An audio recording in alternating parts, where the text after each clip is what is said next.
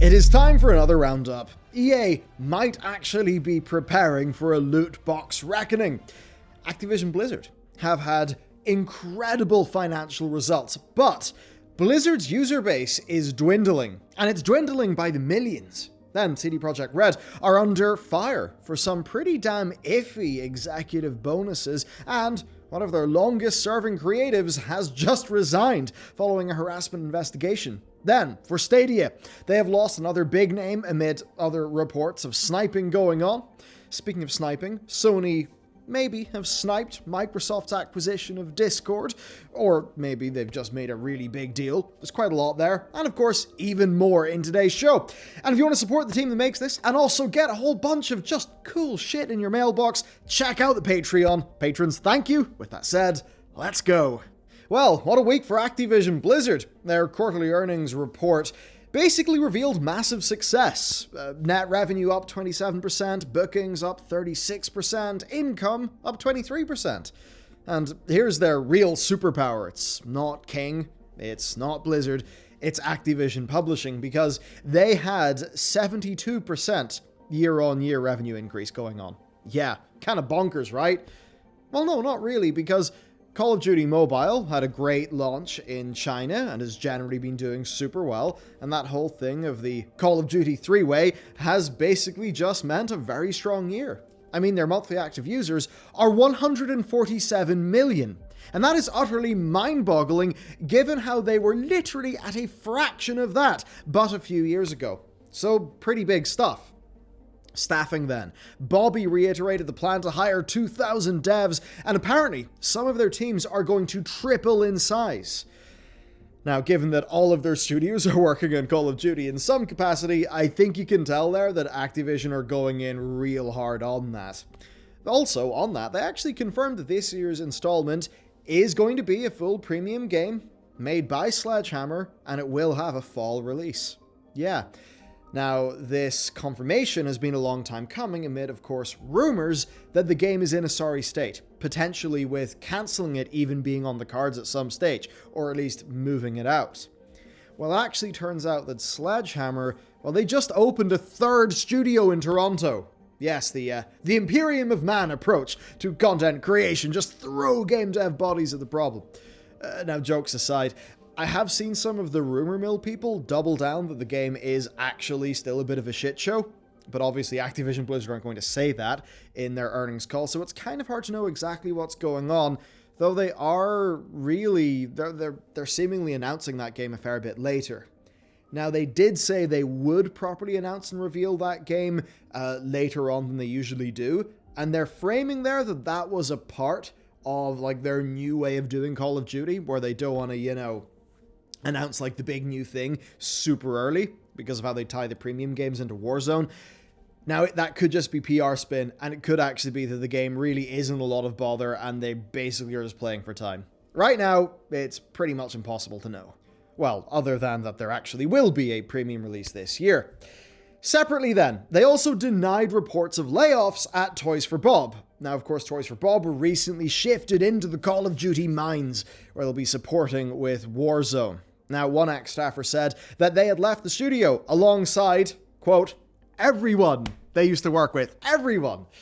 Now here, Activision did confirm that the studio is fully operational and that they're going to continue to support Crash 4 alongside their new Warzone duties. Now, from what I understand, they've been keeping a big eye on this story. And basically, it's that Spyro team, wasn't super big, and the people who were on that basically left because of this Call of Duty shift of their own volition because they didn't want to work in Call of Duty. They weren't fired. Okay, time for the rest. King had a 22% revenue increase, but hey, it's King, it's Candy Crush, it's free-to-play trash, so who cares? Blizzard then, revenue was up by 7% to $483 million. Now, yeah, Blizzard growth going up, but that's really not the full picture. So Activision Blizzard attribute this to growth of Shadowlands and WoW Classic.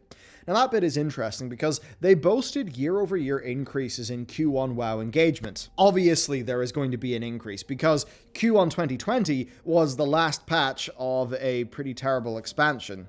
Q1 2021 is mere months after a fresh expansion release. Not that Shadowlands is a controversy-free expansion.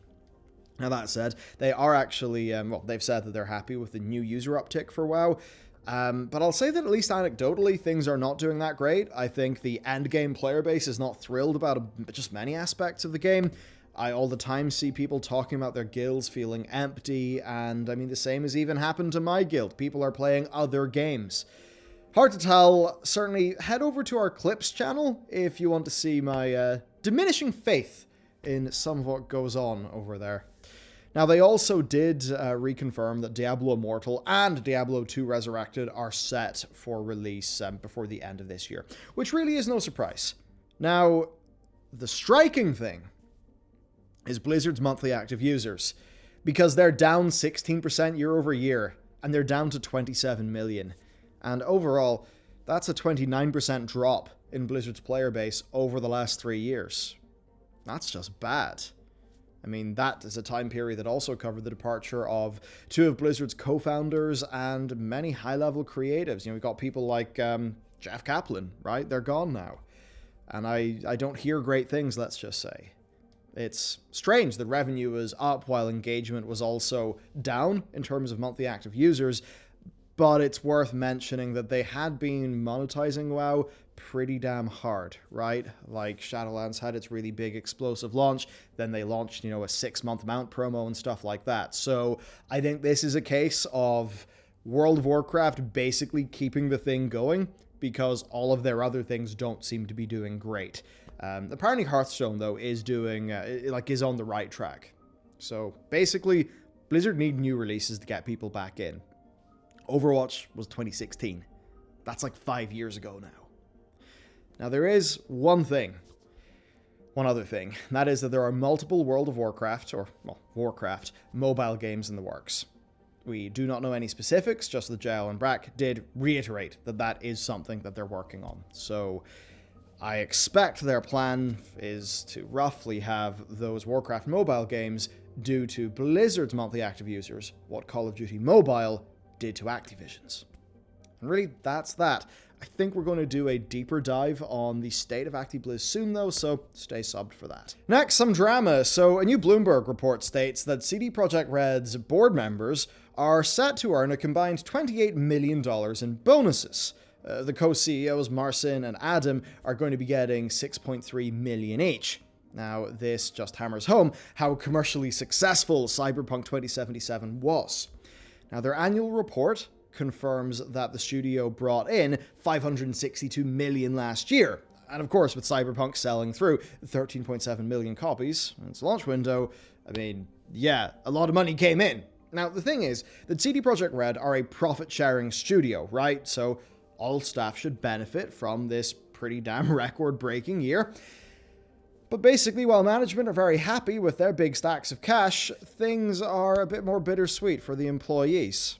So, Bloomberg's reporting that the staffers' bonuses have ranged from $5,000 to $20,000. But many people were expecting quite a bit more. There's also the thing that, I mean, this, I assume, isn't a yearly bonus. This is like their royalties that are going to be based on how well the game did.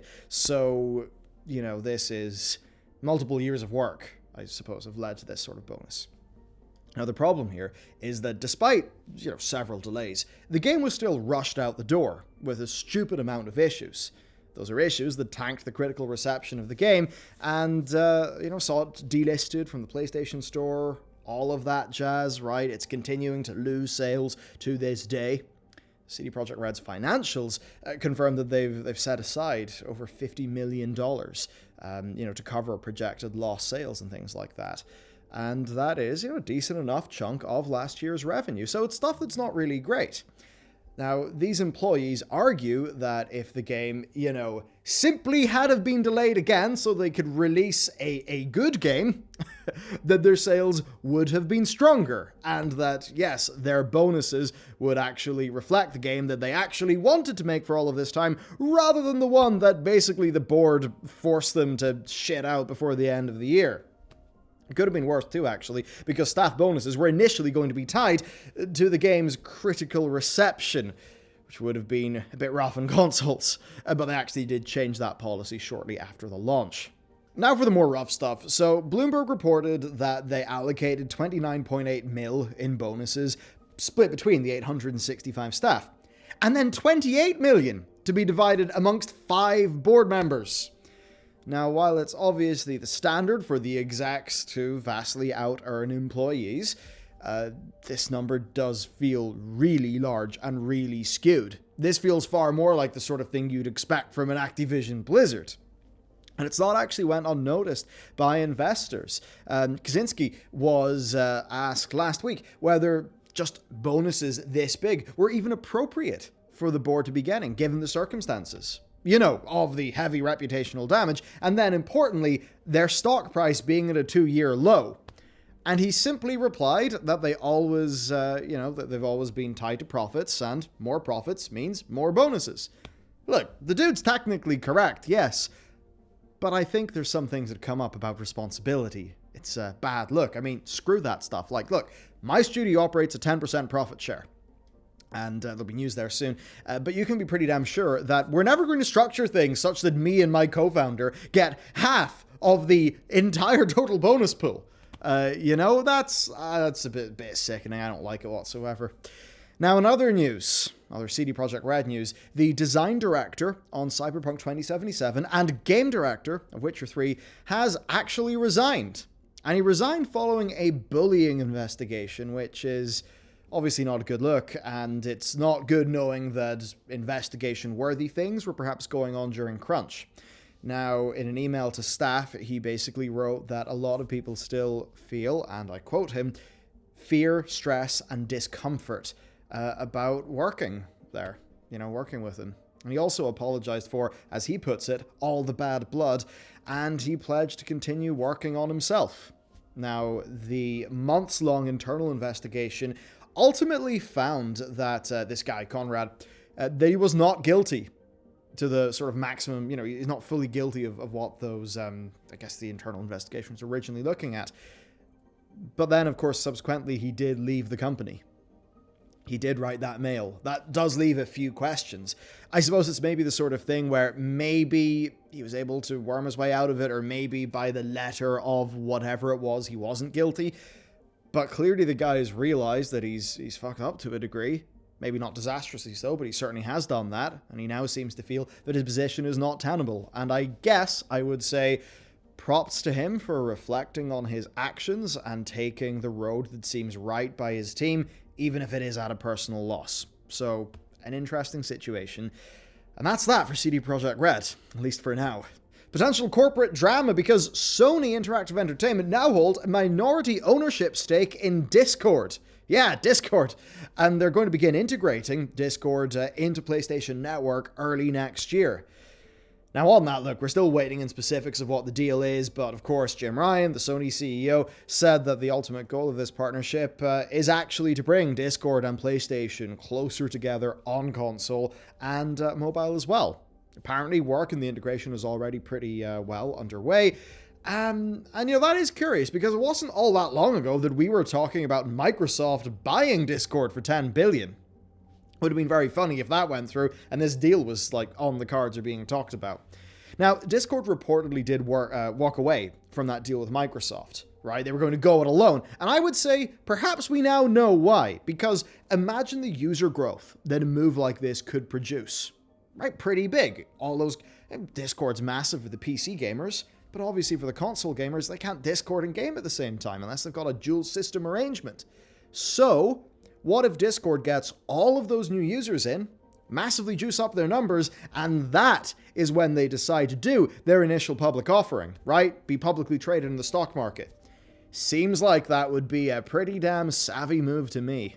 Next up, John Justice. What a great name. That's actually his name. But John Justice has left Google this week. He was the VP and head of product for Stadia, and presumably hadn't been doing that much since Google, shuttered all of the internal Stadia development stuff back in February. So there you go. There's another big, Stadia person gone. Google did the usual, wishing Justice all the best in his next steps. And what's funny with all of this is it seems that quite a few people are actually being headhunted by Jade Raymond for her new studio, Haven. We don't know if Mr. Justice is going to Haven yet, but there you go. A bunch of people are jumping ship, and I guess Jade was in a way their old boss. Maybe a bunch of these people are going to that studio where they're going to be working on some sort of Sony exclusive. Overall, though, it's not surprising that this stuff is going down. It is just a symptom of Google's complete mishandling of Stadia. And with that, it's time for the quickfire round. The Burning Crusade Classic could release on June 1st, according to an advert that briefly appeared on Battle.net. Now, it's unclear whether the date refers to pre-patch or an actual start date for the full thing, so watch this space. I'll certainly say, for my opinion, felt kind of early, and I'd like more lead time in pre-patch so I can level up a character. You know, a Draenei or a Blood Elf.